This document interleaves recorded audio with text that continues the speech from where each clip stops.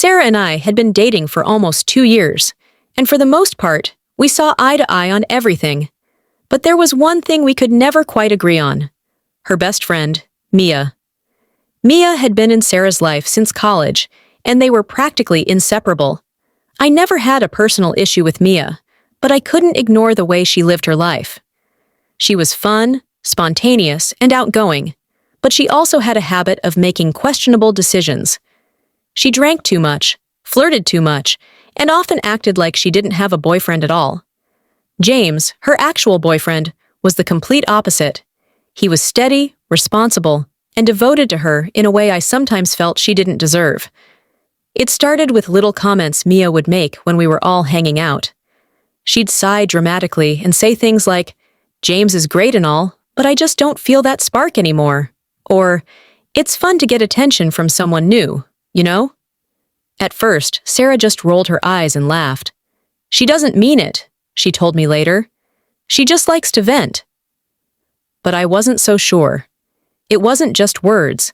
It was the way Mia had started dressing differently, the way she'd light up when she talked about a new guy at her office.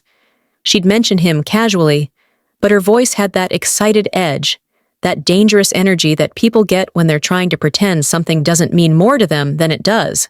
I told Sarah one night when we were alone, "I think Mia's testing the waters. She's heading towards something she won't be able to take back." Sarah sighed. "She would never cheat on James. She loves him. She's just having a moment." "She's having more than a moment," I said. "I can see it happening in real time. She's already halfway there." Sarah got irritated. "You don't know Mia like I do." That was the end of the conversation. She didn't want to hear it, so I let it go. What else could I do? Then, about 3 weeks later, it happened. Sarah and I were out having dinner when her phone buzzed. I saw her pick it up, and instantly, her expression changed. She went pale. "What's wrong?" I asked. She stared at the screen.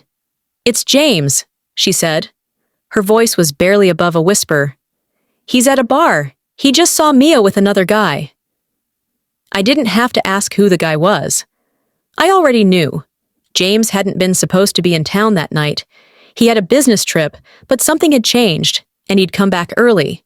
He had walked into a bar, just looking to grab a drink, and there Mia was, sitting in a booth with a man who was very much not him. She wasn't just talking either. James said he watched for a few minutes before approaching, long enough to see them laughing, leaning in close, touching in ways that couldn't be explained away. Sarah stared at the messages as more came in.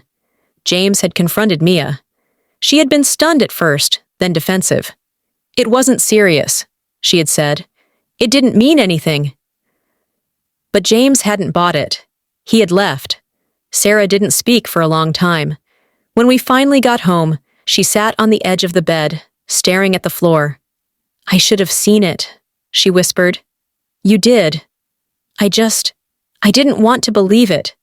I didn't say, "I told you so." She already knew. Mia tried to justify it later. "I just wanted to see if I still had it," she told Sarah. "It was harmless." But it wasn't harmless to James. It wasn't harmless to their relationship. He ended things immediately, refusing to listen to Mia's excuses. And Sarah? She couldn't look at Mia the same way anymore. That night, after Sarah finally fell asleep, I lay awake, thinking about how some people can't be warned. No matter how much you see something coming, sometimes they have to learn the hard way.